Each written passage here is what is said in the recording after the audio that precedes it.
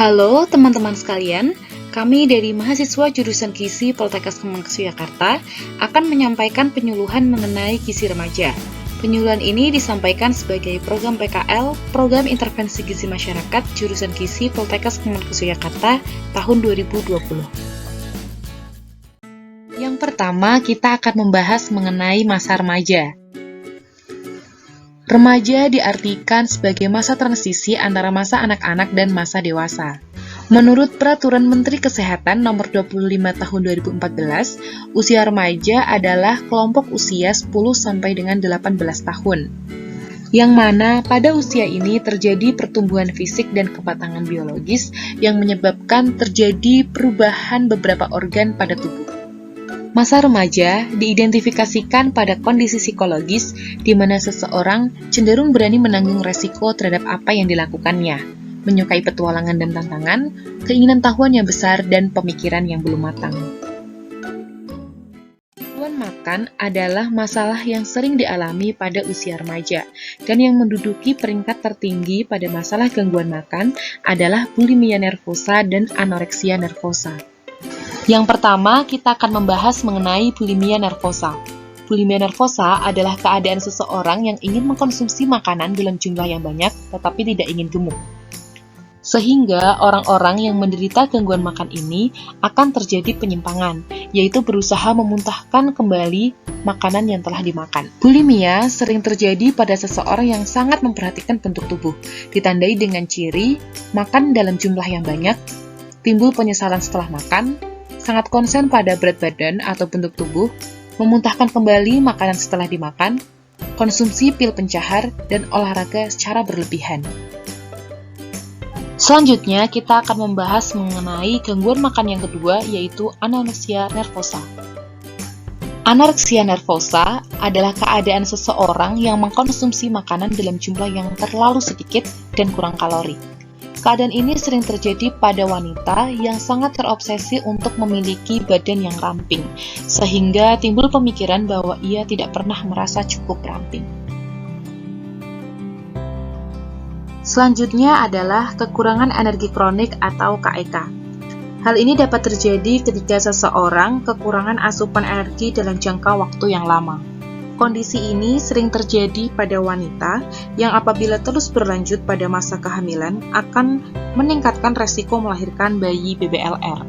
Bayi BBLR atau bayi dengan berat lahir rendah akan sulit mengejar ketertinggalan pertumbuhan dan berisiko mengalami berat badan berlebih dan penyakit degeneratif. Selanjutnya adalah anemia. Anemia adalah keadaan di mana seseorang kekurangan sel darah merah pada tubuhnya, yang mana sel darah merah berfungsi untuk mengedarkan oksigen yang membawa asupan makanan pada tubuh. Anemia disebabkan karena seseorang tidak adekuat dalam mengkonsumsi makanan sumber zat besi, sehingga untuk pencegahan dan penanggulangannya yaitu dengan cara mengkonsumsi makanan sumber zat besi yang terdapat pada daging merah, telur, bayam, dan kacang-kacangan. Anemia dapat menyebabkan dan juga ditandai dengan tubuh yang letih, lemah, lesu, lunglai, dan lelah, dan juga meningkatkan resiko melahirkan bayi BBLR dan bayi prematur. Yang selanjutnya adalah obesitas. Obesitas adalah keadaan di mana seseorang mengalami berat badan yang berlebih dan juga terjadi penimbunan lemak yang berlebih. Hal ini dapat terjadi karena seseorang mengkonsumsi makanan dalam jumlah yang terlalu banyak dengan kandungan tinggi energi. Obesitas dapat meningkatkan resiko timbulnya penyakit degeneratif seperti diabetes, jantung koroner, dan gagal ginjal. Kita akan lebih tepat dalam mengkonsumsi makanan sesuai dengan kebutuhan gizi kita setelah mengetahui status gizi. Status gizi dapat dihitung dengan rumus IMT atau indeks massa tubuh, yaitu dengan cara membandingkan berat badan dalam kilogram dengan tinggi badan kuadrat dalam sentimeter. Kemudian, hasil yang diperoleh dapat dikategorikan berdasarkan Pedoman Gizi Nasional tahun 2014 dalam status gizi kurus untuk kekurangan berat badan tingkat berat apabila IMT-nya kurang dari 17, kekurangan berat badan tingkat ringan dengan IMT 17-18,4, status gizi normal untuk IMT 18,5-25, status gizi gemuk dengan kelebihan berat badan tingkat ringan dengan IMT 25,1-27 dan kelebihan berat badan tingkat berat dengan IMT lebih dari 27. Sehingga kita ketahui bahwa status gizi seseorang tidak hanya tergantung pada berat badannya saja, tetapi juga pada tinggi badan. Bahasan selanjutnya adalah mengenai kebutuhan gizi remaja. Di Indonesia, kebutuhan gizi didasarkan pada angka kecukupan gizi tahun 2019 yang digunakan sebagai pedoman dan dinilai dapat mencukupi kebutuhan gizi secara umum. Kebutuhan gizi digambarkan sebagai energi yang diukur dengan kalori yang diperlukan untuk melakukan aktivitas fisik sehari-hari. Secara umum, remaja laki-laki memerlukan energi lebih banyak daripada perempuan. Secara normal, energi diperoleh dari karbohidrat sebanyak 50-60%, protein 10-15%, dan lemak 25-30%. Namun, bagi remaja yang memiliki status gizi kurus dapat menambahkan asupan energi sebanyak 40-45% dari kebutuhan energi total, dan dianjurkan untuk mengkonsumsi asupan energi dengan bahan makanan padat energi dan protein. Sedangkan remaja yang memiliki berat badan lebih dari normal dapat mengurangi berat badan secara bertahap, yaitu sebanyak 0,5-1 kg per minggu dengan mengurangi asupan energi sebanyak 500-1000 kilokalori per hari, dengan bahan makanan rendah energi dan tinggi serat.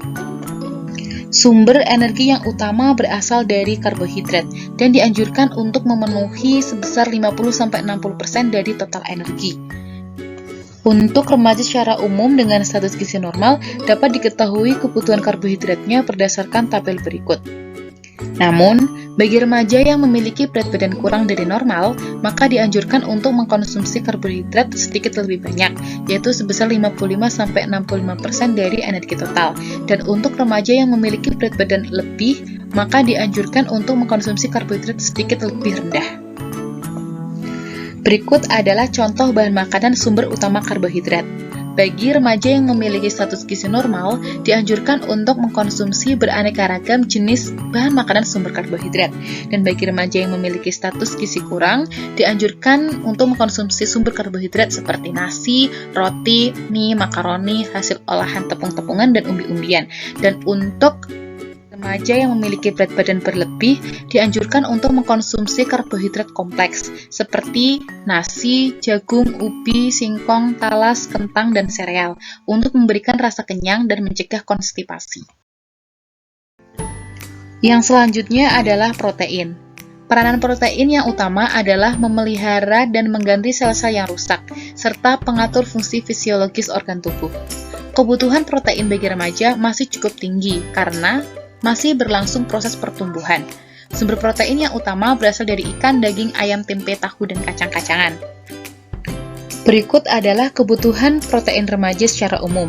Namun, bagi remaja yang memiliki berat badan kurang dari normal, maka dianjurkan untuk mengkonsumsi protein sebanyak 2-2,5 gram per kilogram berat badan per hari, dan bagi remaja yang memiliki berat badan berlebih, dianjurkan untuk mengkonsumsi protein sebesar 1-1,5 gram per kilogram berat badan per hari. Berikut adalah contoh bahan makanan sumber utama protein yang berasal dari hewani dan nabati.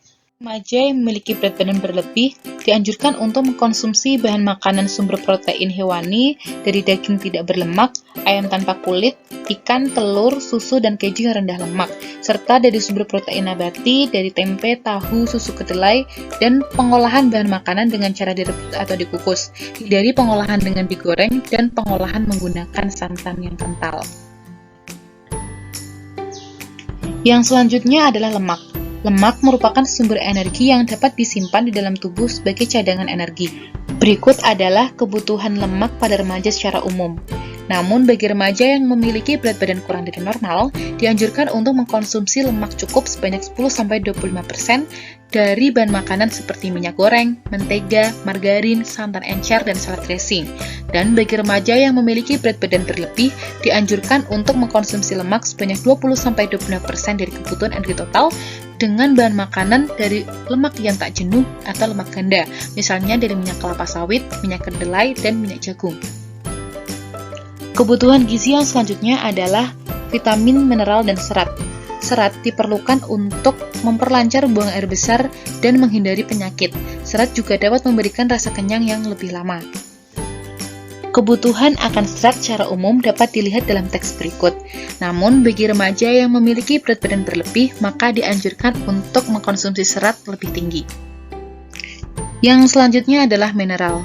Mineral diperlukan dalam tubuh dalam jumlah yang sedikit, namun peranannya sangat penting dalam proses metabolisme tubuh. Kebutuhan akan mineral dapat dilihat pada teks berikut. Sedangkan vitamin dibutuhkan untuk mengatur berbagai proses metabolisme dalam tubuh, mempertahankan fungsi berbagai jaringan, serta mempengaruhi dalam pembentukan sel-sel baru. Kebutuhan akan vitamin dan mineral pada remaja dapat dilihat pada tampilan berikut. Sumber utama vitamin, mineral, dan serat berasal dari sayur-sayuran dan buah-buahan. Dan yang selanjutnya adalah bahasan mengenai gizi seimbang. Gizi seimbang diperlukan bagi seseorang untuk mempertahankan status gizi normal dan berat badan normal. Gizi seimbang adalah susunan pangan sehari-hari yang mengandung zat gizi dalam jenis dan jumlah yang sesuai dengan kebutuhan tubuh, dengan memperhatikan prinsip keanekaragaman pangan, aktivitas fisik, perilaku hidup bersih dan sehat, dan mempertahankan berat badan normal untuk mencegah masalah gizi.